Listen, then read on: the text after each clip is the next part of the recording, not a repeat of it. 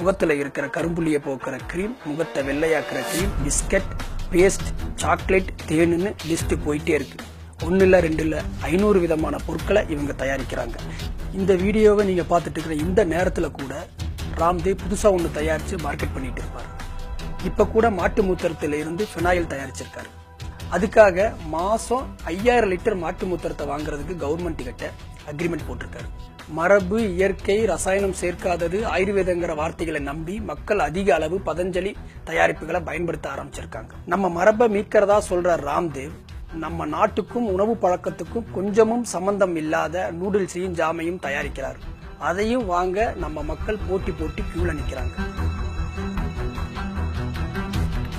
பதஞ்சலி நிறுவனத்தால ஆயுர்வேத முறையில தயாரிக்கப்பட்ட Patanjali cellphone, Patanjali selfie stick, Patanjali ஆணுரை, பதஞ்சலி ஜட்டி பணியில் வந்தா கூட ஆச்சரியப்பட முடியாது.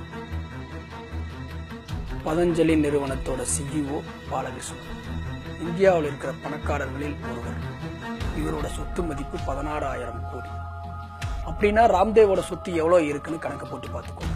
பதஞ்சலி நிறுவனத்தோட வருமானத்துக்கு வருமான வரியே கட்ட வேண்டியது இல்லைன்னு நம்ம நாட்டோட வருமான வரி தீர்ப்பாயம் அறிவிச்சிருக்கு. ராம்தேவ் எவ்வளவு வேணா சம்பாதிக்கலாம், வருமான வரி கட்டவே வேண்டியது இல்லை. குழந்தை பேர் இல்லாத தம்பதிகள் கருத்தரிக்க உதவிடும்னு ராம்தேவ் விளம்பரப்படுத்துற புத்திரஜீவிக்குங்கிற மருந்து தரமற்றது, தடை செய்யப்படணும்னு உத்தரகாண்ட் நீதிமன்றம் அறிவிச்சிருக்கு. அது மட்டும் இல்ல, பதஞ்சலி உணவுப் பொருட்களுக்கு மத்திய அரசின் உணவு பாதுகாப்பு தர கட்டுப்பாட்டு மையம் அனுமதி வழங்கவே இல்லை.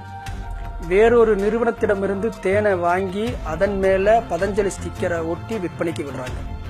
தேன் மட்டும் இல்ல, பதஞ்சலியோட பல பொருட்கள் இந்த மாதிரி தான் விற்பனைக்கு வருது. இதை குறிப்பிட்டு ஹரித்வார் நீதிமன்றம் பதஞ்சலிக்கு கண்டனம் தெரிவிச்சிருக்கு. நம்ம நாட்டோட ராணுவ வீரர்களுக்கு மானிய விலையில பொருட்களை விற்பனை செய்யற கேண்டீன்ல பதஞ்சலி நெல்லிச்சாருக்கு தடை விதிக்கப்பட்டிருக்கு.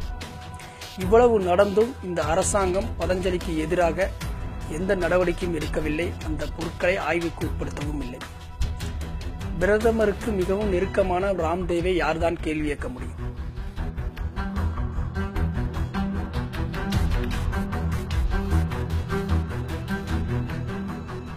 (2015) நெஸ்லேவோட மேகி நூடுல்ஸ்ல உடம்புக்கு தீங்கு செய்யற ரசாயனங்கள் இருக்கிறதா சொல்லி அரசு தடை பண்ணுச்சு. அந்த நேரத்துல பதஞ்சலி தன்னோட நூடுல்ஸை அறிமுகம் செஞ்சாங்க. அதுக்கு பிறகுதான் பதஞ்சலி நிறுவனம் அசுர வளர்ச்சி அடைஞ்சது.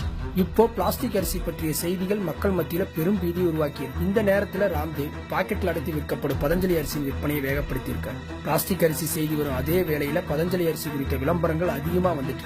இது பிளாஸ்டிக் அரிசிக்கு பின்னாடி இருக்கிற வணிக அரசியலில் பதஞ்சலிக்கு பங்கு இருக்குமோன்னு சந்தேகத்தை கிளப்பி இருக்கு. இவ்வளவுக்கும் மத்தியில பிஜேபி ஆளுகிற மாநிலங்கள்ல இருக்கிற ரேஷன் கடைகள்ல பதஞ்சலி பொருட்கள் விற்பனைக்கு வைக்கப்பட்டிருக்கு. தமிழ்நாட்டுல கேட்கவே வேண்டாம். டெல்லி என்ன சொன்னாலும் தலையாற்ற பொம்மைகளா தமிழ்நாடு அரசு இருந்துட்டு இருக்கு. கூடிய சீக்கிரம் நம்மூர் ரேஷன் கடைகள்ல அரிசி பருப்பு கிடைக்குதோ இல்லையோ பதஞ்சலி பொருட்கள் கிடைக்க வாய்ப்பு இருக்கு.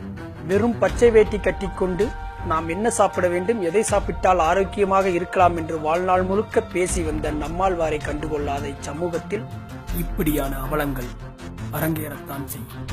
சிந்திக்க வேண்டிய தருணம் இது.